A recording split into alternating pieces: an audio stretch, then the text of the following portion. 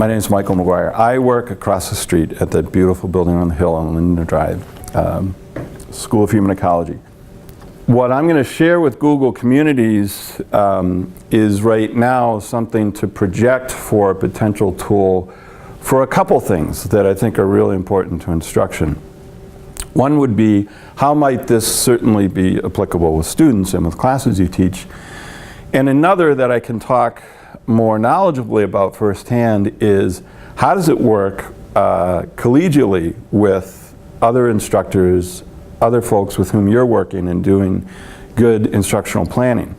Because that's the sort of the test run that we've done since early in the fall semester. This is actually a community of instructors' stories all together in one. So what we wanted, there we were, probably 6 of us, along with several other folks in the school, our technology folks, academic technology staff. John was there at the outset, and doing as good committees do, clunking along with our email communication back and forth and those threads that are annoying and trying to figure out who's saying what.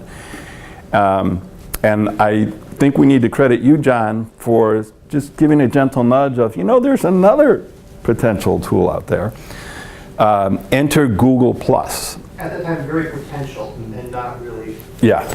And it hadn't been up and running with UW, so anybody using it with Study2U were test groups, right? And there we were. We were the innovators. We were going to be a test group.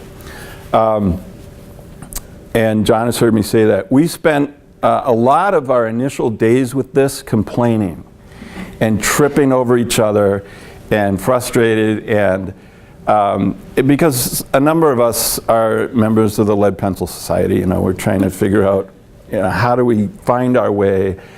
But the cool thing about this platform that we found is that you can. It's got enough, and it's got the robust backing of Google. It's got enough intuitive dimensions to it that we finally got to a point where it became a really usable tool. And then what carried over into our meetings was, it actually became, and I don't think I've shared this with John before, I'll confess, a real feeling of online community. Because we were contributing, well, you know how it goes in meetings. If you have a standing meeting that's every week or every other week or every month, there are usually some tasks that need to be done between meetings. Think of it, you're working with several colleagues developing a course that's never been taught before.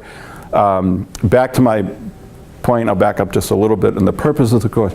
So the idea was we would have a course for freshmen entering the School of Human Ecology as sort of a survey of human ecology topics that would help to feed our undergraduate majors and deal with that issue of being a small school needing to sustain enrollment. The course working title, we've landed on it, it's official, it's going to be in the course guide and ready for registration for fall of 2015. It is Purpose, Meaning, and the Ecology of Human Happiness. EcoU. I'm branding it as much as I can. That's why it's on my Purpose, Meaning, and the Ecology of Human. We went through, and the reason I hesitate, we went through about a dozen different iterations of what the title could be and back and forth. And we did that, by the way, through this platform of Google+.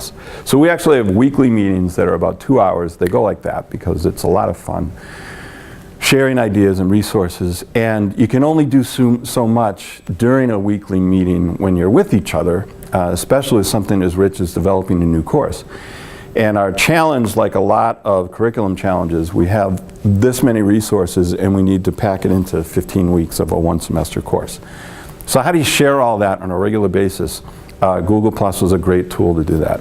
We would, it functions in a lot of ways like a lively interactive blog. You can drop pretty much anything digital in there. So we had videos, connections if you're on your Google account to all the docs. We have a docs page that's probably got 30 or 40 different docs of different versions of syllabi, different reading resources. John is scrolling through some of the contributions. We like to poke fun at each other to find out what time people submitted things. Linda, our sage in the group, is known for her midnight offerings sometimes.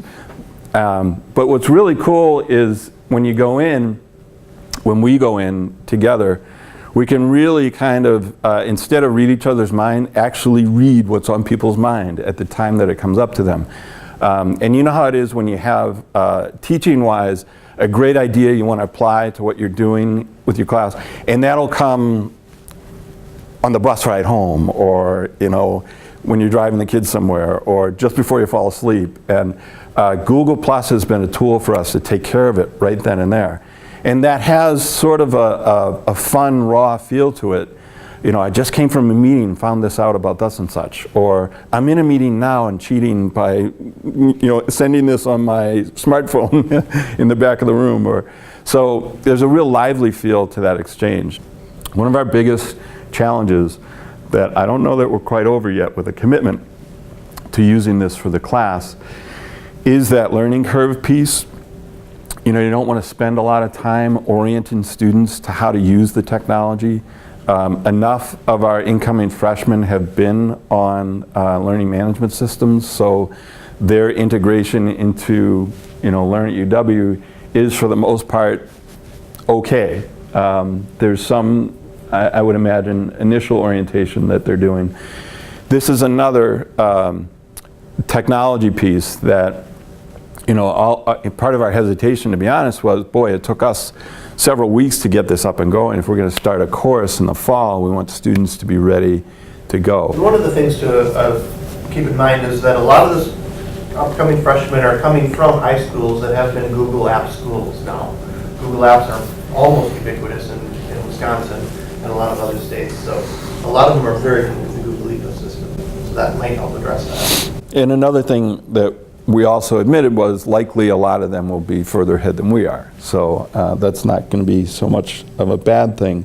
So I'll go back to what we wanted then was a tie-in for continuity of our content in our meetings in developing this course. What we tried was, I thought it was probably easy for John, with his familiarity with technology, watching us, emailing back and forth, thinking, wait a second. So we tried the Google Plus platform and liked it. And what has happened since is, again, a pretty lively exchange, a good resource for us. I'm thinking of this for my own blended learning project of developing an online community, team of folks to work on blended learning projects in our school. What we do next time, I think probably experiment earlier. I would say it's mid-February if you're looking for integration of this for a summer or fall course. Jump right in, start playing around. One of the things that's cool about the Google Plus platform is that you can, and John was good in encouraging us, join other Google Plus communities. There are some standing international communities like TED Education is one I've joined. You can also indicate whether or not you want notifications from that community to come to your email. I was just exchanging that with John this morning. A week ago with this group, I joined the practice Google community piece and have since gotten a few dozen emails and think I might want to turn that notification off. So you do have filtering control on your end of it too. But a great tool that we sort of stumbled on and stumbled into and took some time to figure out, was worth the time doing it. And I'm now familiar and comfortable enough with it that thinking about ways that I want to bring it into my own classrooms. So our primary use has been with colleagues, with each other, developing curricula together. Its application for our classroom maybe will be in this session next fall to tell you about it. So, fantastic. Yeah, there it is.